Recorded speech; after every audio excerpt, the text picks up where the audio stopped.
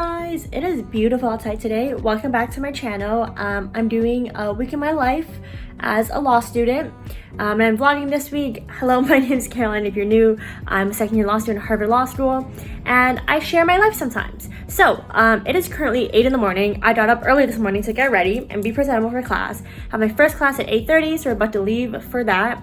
I'll do a quick fit check, and then I'll be taking you out through my week. It's the second week of November. I'm a little bit stressed because finals are in less than a month, or they're in exactly a month, and I have not been outlining or studying as hard as I need to be. So this week we're gonna be very productive. My friend from Toronto is gonna be visiting me at the end of the week, so we'll be doing some fun stuff in Boston. So this week we have to work super hard so we can do that. But yeah, I'm gonna take you with me for a week in my life as a Harvard Law School student. All right, let's do a quick fit check.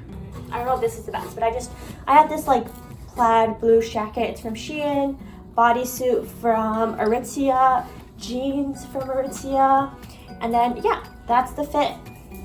Let me see if I can give you a better angle. Is this better? All right.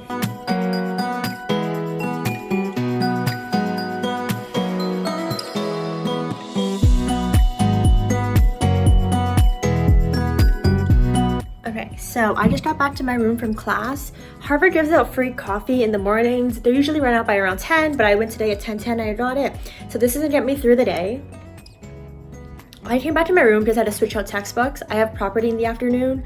I only have 2 classes today. I normally had 3 classes on Mondays and Tuesdays, but one of my classes was a condensed seminar, so I actually finished that in October. So I'm only really technically in 3 classes now, which is kind of nice. Yeah, so I came home to switch out my textbooks. I'm gonna finish up my property readings for my class this afternoon, and then I have a lunch talk coming to go to.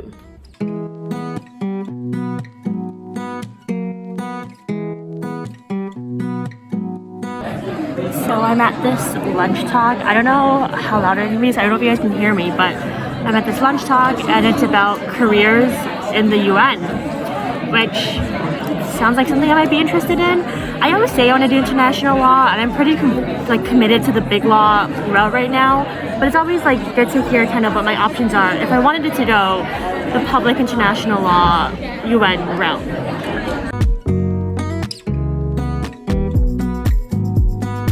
Alright, so I'm in a study room. I came here after the talk with my friend, but she just left, so we're gonna do a little bit of debrief. I don't know what that is. That was someone's notes before I was in here. I really enjoy studying these study rooms. I love it at study room. The talk was interesting. It was a little bit useless. I asked a question about transitioning from private law to public interest and working the UN and stuff, and he didn't really have an answer. And the lunch they gave us was not good. So, all the lunch shots that I've been on, not my favorite, but that's okay. I'm gonna grab food for lunch from just the dining hall. For my own, I have the study room booked for the next 2 hours and a half. I'm gonna try and finish some readings. It really is grind time, you guys. This semester is almost over. I'm a little bit concerned. I did say that careers in the UN are usually a second career path.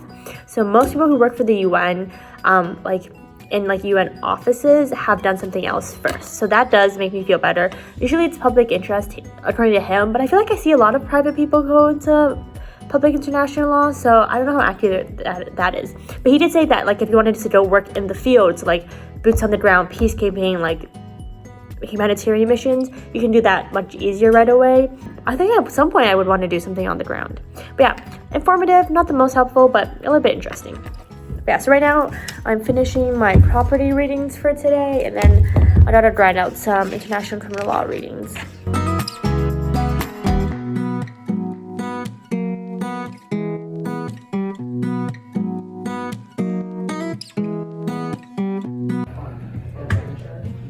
Just finished property.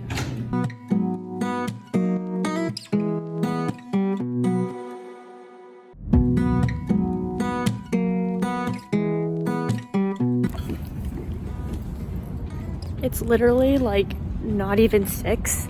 It's 5:40 and it is pitch dark outside.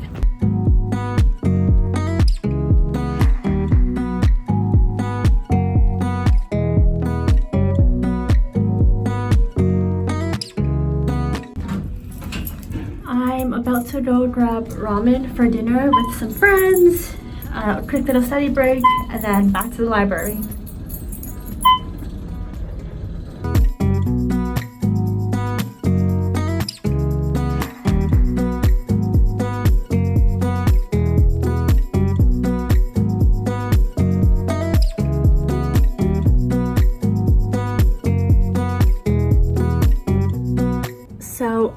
home from the library. It's like almost 11. I think I'm gonna try and get through another reading and a half before I go to bed.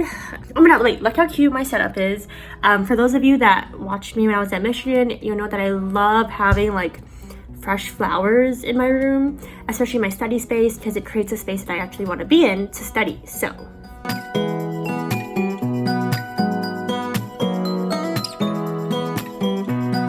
alright, so it's like midnight. I'm about to head to bed because I have class again tomorrow at 8:30.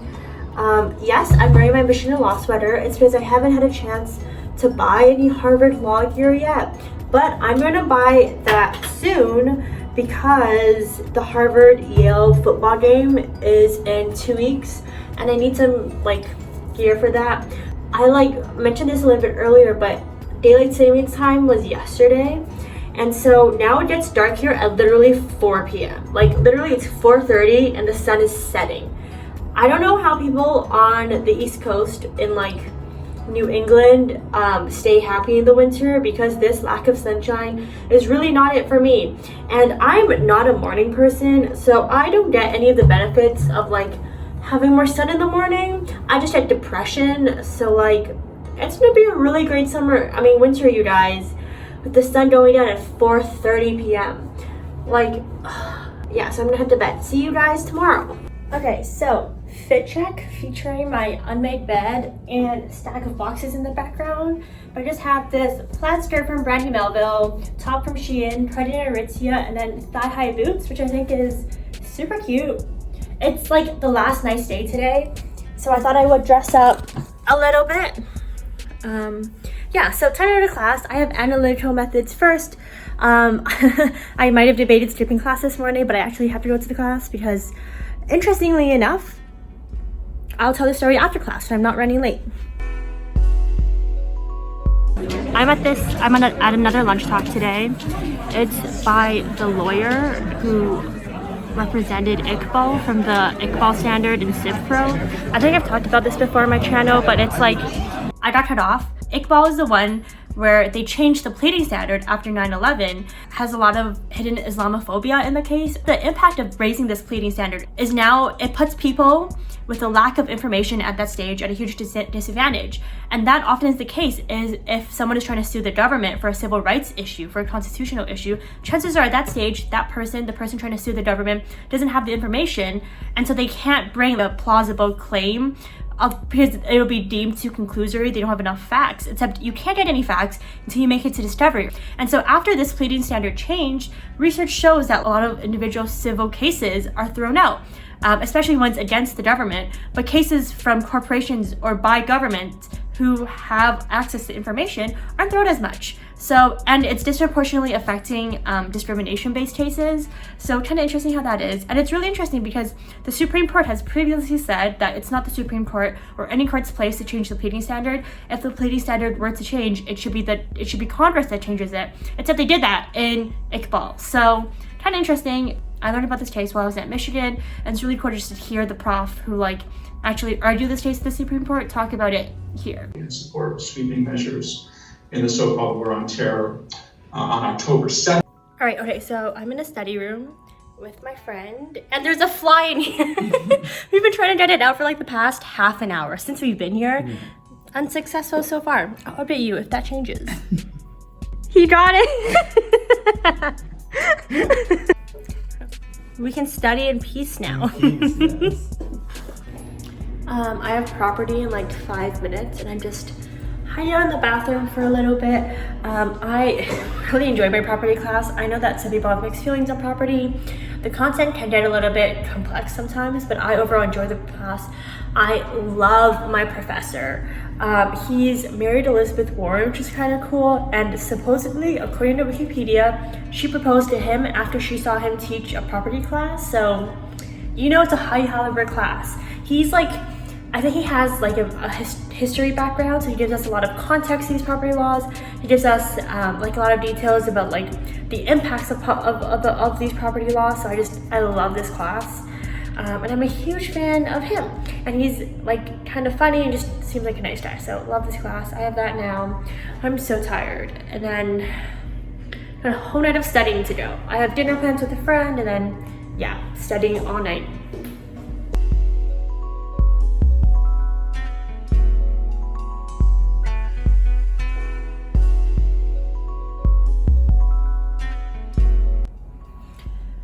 Oh my god, now that like law school is no longer online, I don't really have like a lot of time or space in the day to like sit down and debrief because I'm like on campus. So we're gonna debrief now. And then hope it makes sense. So I had lunch with Dean Manning a couple weeks ago. Dean Manning is the dean of HLS, and he was talking about like next steps for law schools, especially for Harvard Law, kind of what Harvard hopes to achieve next. And this is related to my analytical methods class in the morning because apparently deans from law schools would sit down with employers of all kinds, firms, public interest, in-house government, and like ask them, you know, how are you thinking of the law school grads recently? What are you hoping to see out of law school grads? Like all of this. And this isn't just specific to Harvard grads, it's just law student grads in general. And employers are telling him that they want law school grads with more like math and financial literacy. Which, listen, I came to law school to get away from math, and like I think a lot of people did that too.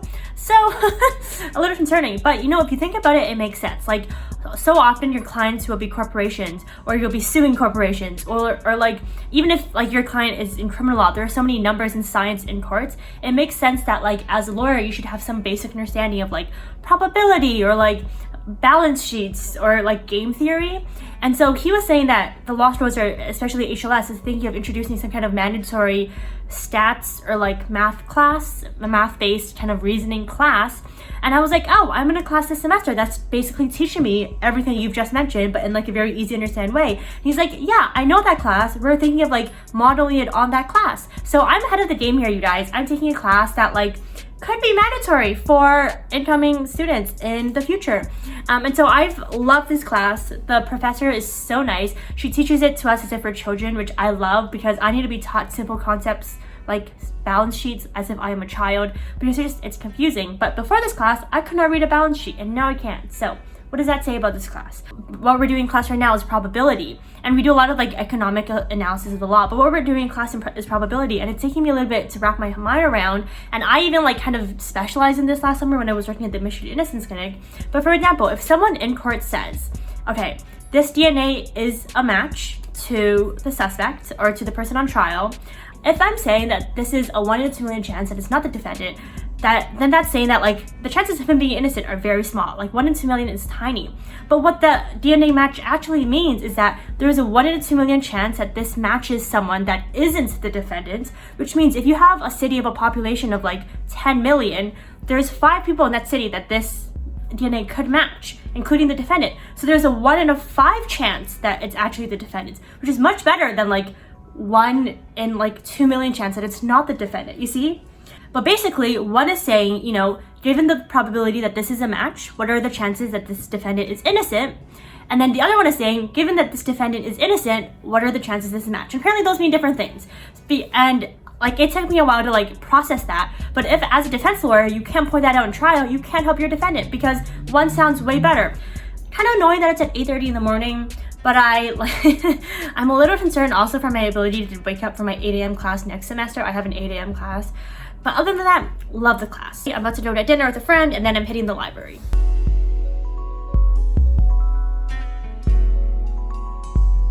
All right, you guys, I'm home from dinner. I was in to the library after dinner, but I couldn't bring myself to walk the like 6 minutes it takes me to get to the library. The secret to studying at law school is just to never leave the library because once you leave, you can't get back. I'm gonna take my vitamins for the day.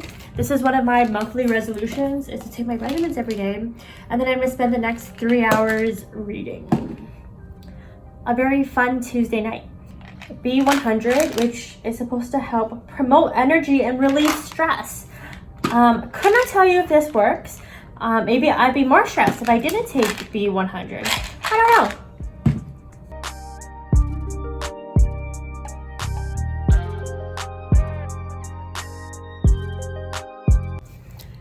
Okay, so I don't usually vlog in bed because I'm never awake with enough time to spare to vlog in bed, and it's always like a struggle with me getting out of bed, and that's not very interesting. But it's Wednesday, I don't have class until 1:45 today, so I slept in.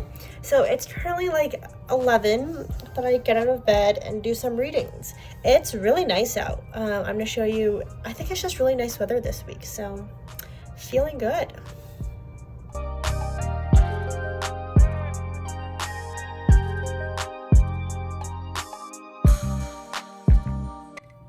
I love fall foliage. Like, I think one of my favorite things about fall is just all the pretty leaves, and like walking through a street and just have like leaves on the ground. It makes me really happy.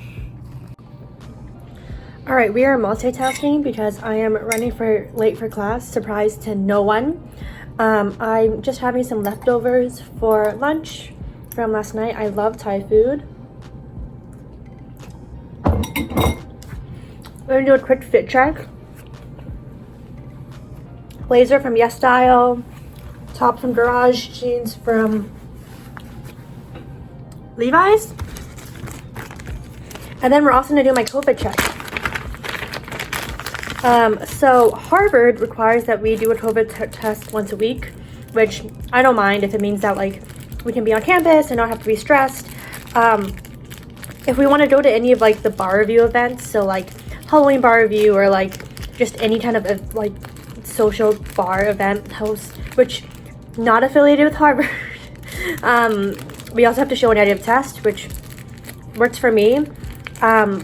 Michigan doesn't require COVID testing, and they had a kind of big COVID outbreak at their Halloween event, and it was on above the law. So I feel like if we don't make it onto above the law, good enough for me. I'll do the COVID test once a week. But it's, yeah, they make it super easy. We can just take it at home, drop it off on campus in like these little biohazardous bags. Yeah, about to head to class.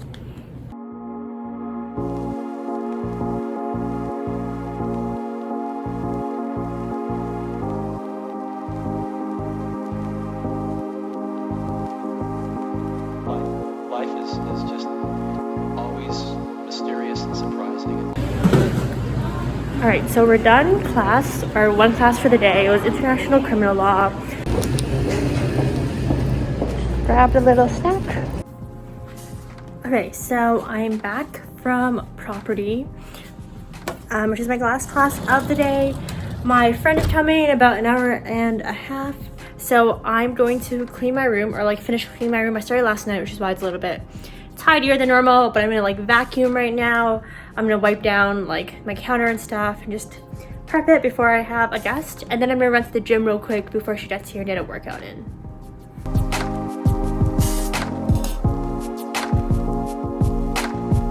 Okay, so quick fit check before we go to the gym. Top is Amazon, pants Lululemon, this is Lululemon. Yeah.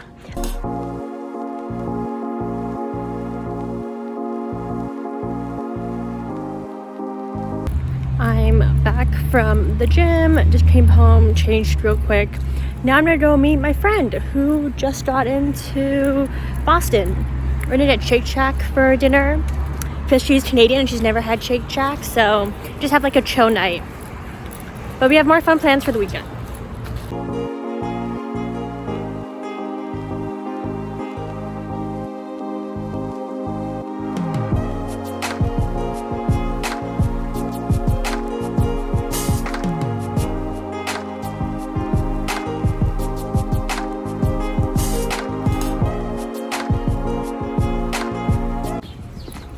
Alright, good morning. We're going to get bagels for breakfast and then starting off the day. Happy Thursday. It's beautiful out today. It's so nice.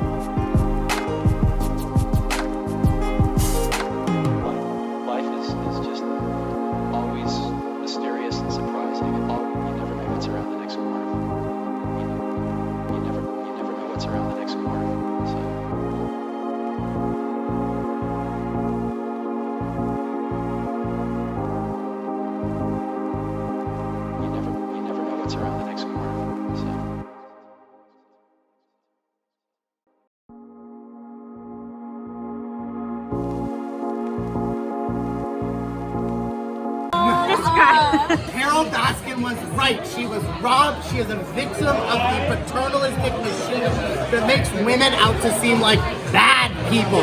And that's it. All right, so we're about to go home for bar review, just waiting for the Harvard shuttle. She thought bar review was a lecture. I thought it was a lecture, and I walked in, and I was like, when's the lecture starting? Bar review is not a lecture. Yeah. It's not. So if you go to law school, a bar review is not a lecture. If you're visiting your friend at law school, bar review is not a lecture. We're waiting for the shuttle. So Harvard does like a free shuttle from 7 to 2 a.m.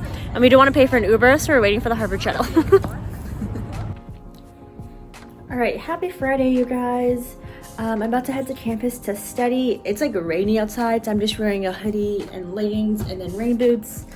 My friend went to explore Cambridge and Boston again today. I'm gonna meet up with her for dinner, but right now we have a lot of work to get through, so we're going to campus.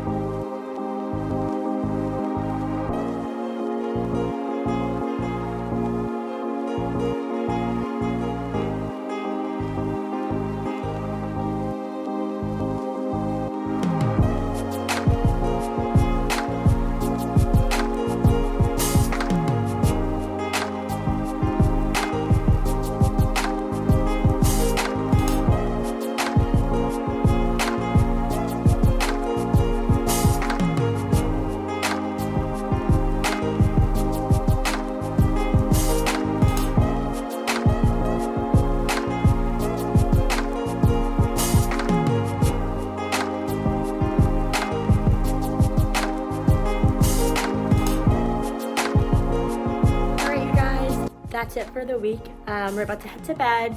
Thank you guys so much for watching. I know like the front of the week was a little bit talking heavy, so I tried to make the last few days more just like clips and stuff.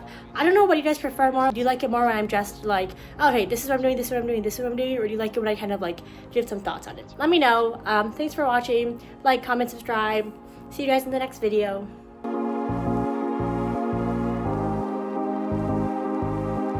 never know what's around.